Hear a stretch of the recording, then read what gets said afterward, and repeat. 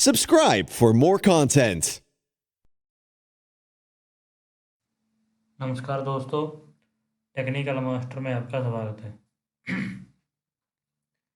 आज हम pivot table की मदद से डाटा को जो है अलग अलग करना सीखेंगे।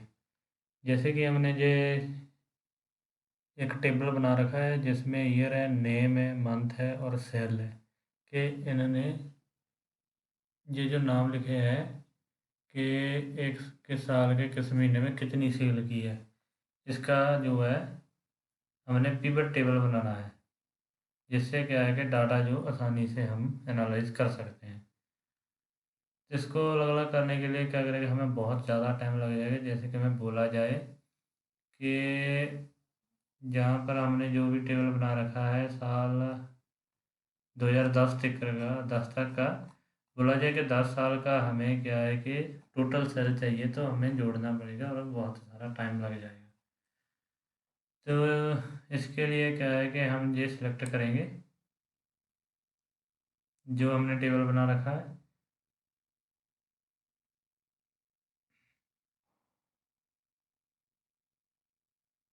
उसे सिलेक्ट करने के बाद इंसर्ट पर जाएंगे और लेफ्ट साइड में आप पिवट टेबल देख रहे हैं, उसके ऊपर क्लिक करते ही ये जो हमारा टेबल है वो हमने पहले से बना रखा है वो सिलेक्ट हो गया। तो जहाँ पर टेबल रेंज है जो पहले से सिलेक्ट कर रखी थी हमने, जैसे सिलेक्ट हो गई है।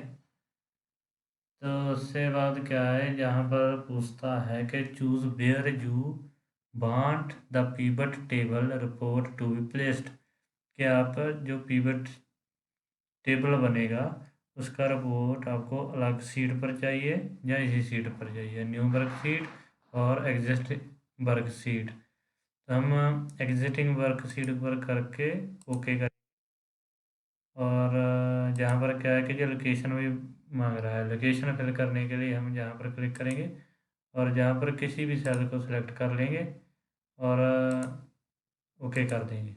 तो आप देख सकते हैं जहाँ पर एक जो है पिक्चर ओपन हो गई है जो अभी बिल्कुल खाली पड़ी है, क्योंकि इसमें अभी कोई डाटा फिल नहीं किया। और जहाँ पर हमें क्या है कि पूरे साल का डाटा चाहिए कि कितने साल में कितनी सेलिंग हुई है, तो हम ईयर सेलेक्ट करेंगे और साथ ही सेल सेलेक्ट कर लेते हैं। आप देख सकते हैं कि जहाँ पर जो है अलग अलग से आने लगा है। तो इसे क्या है, सेल को हम वैल्यू में लेकर जाते हैं। इससे देखिए काउंटर सेल आ रहा है, और जहाँ पर रो लेवल में रखने से क्या है कि जहाँ पर जो कोई भी चीज़ है काउंट नहीं होगी। तो जहाँ पर काउंट में क्या करना है, हम इसको मॉडिफाई करेंगे और जहाँ पर काउंट की जगह पर सम कर देंगे, क्योंकि हमें जोड़ी चाहिए कितने किस साल में कितना जो सेलिंग हुई है।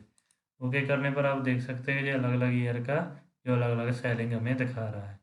जैसे 2001 में 33,666, 2002 में 33,810 हुई है, और ये ग्रैंड टोटल है कि इन 10 सालों में कितनी सेलिंग हुई है।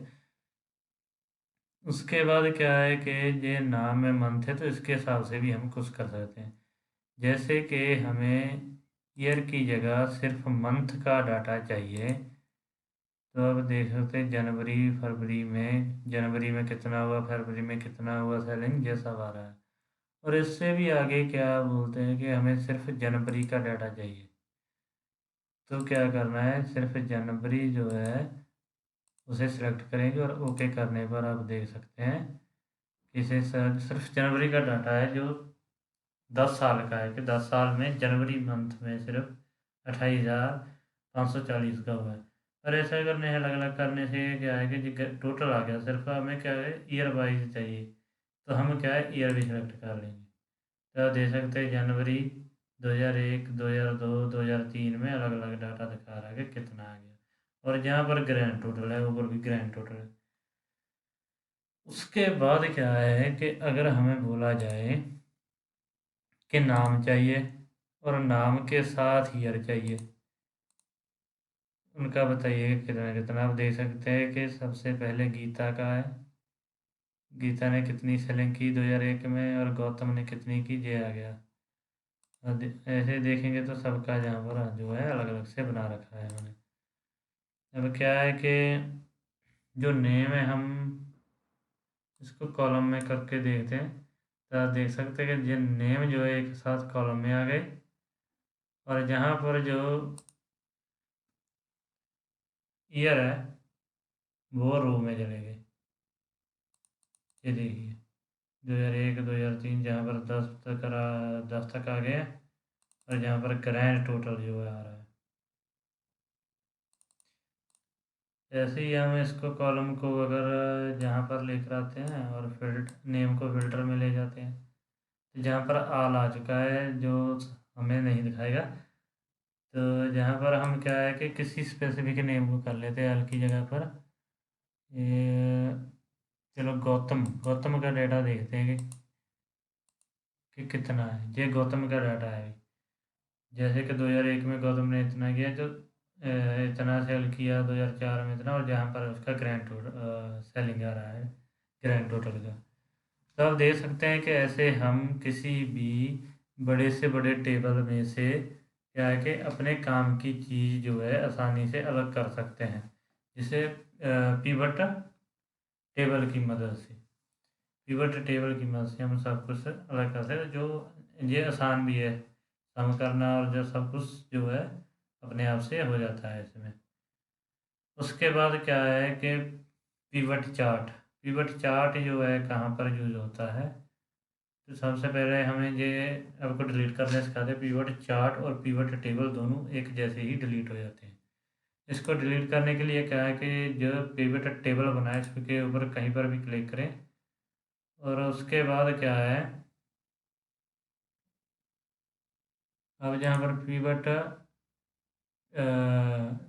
टूल जो है हमें आपको दिखाई दे रहा होगा, तो उसके बाद एनालाइज पर जाएंगे।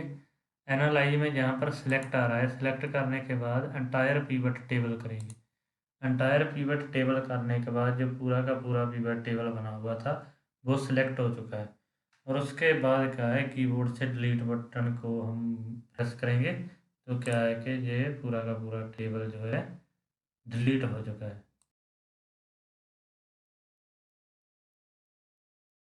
तो इसके बाद हम देखेंगे कि पिवट चार्ट कैसे लगाते हैं। पिवट चार्ट लगाने के लिए क्या है, वैसे ही सबसे पहले तो हम जो है हमारा टेबल जो बना है उसे सिलेक्ट करेंगे। सिलेक्ट करने के बाद इंसर्ट पर जाएंगे। इंसर्ट पर जाने के बाद जहाँ पर पिवट चार्ट का ऑप्शन आ रहा है, डाउन एरो को दबाने के बाद pivot chart and pivot table आ रहा है। इसके ऊपर क्लिक करते ही वही सब कुछ होता है। सबसे पहले ये टेबल अरेंज जो सेलेक्ट की रखी है हमने पहले से ही, जहाँ पर वर्कशीट पूछ रहा है कि कहाँ पर आपको वो देखना है उसका व्यू, तो हम एडजस्ट वर्कशीट करेंगे और जहाँ पर लोकेशन दे देंगे इस सेल को। लोकेशन देने के बाद ओके किया, और ओके करने के बाद ये एक पिक्चर ओपन हुई है जो अभी खाली है। इसमें क्या है कि हमको अब चार्ट बनाना है, तो हमें ईयर और सेलिंग का चार्ट बनाना है कि इस ईयर में कितनी सेलिंग हुई। तो आप देख सकते हैं ये सिर्फ खाली चार्ट बन चुका है अभी। तो अभी क्या है कि जो सेलिंग है उसको हम वैल्यू में लेकर जाएंगे। तो जब आप देख सकते हैं कि जहाँ पर चार्ट जो है बनकर तैयार हो चुका है, लेकिन आप देख सकते हैं सभी जो कैंडल्स है वो एक जैसी ही है, सबकी लेंथ जो एक जैसी है।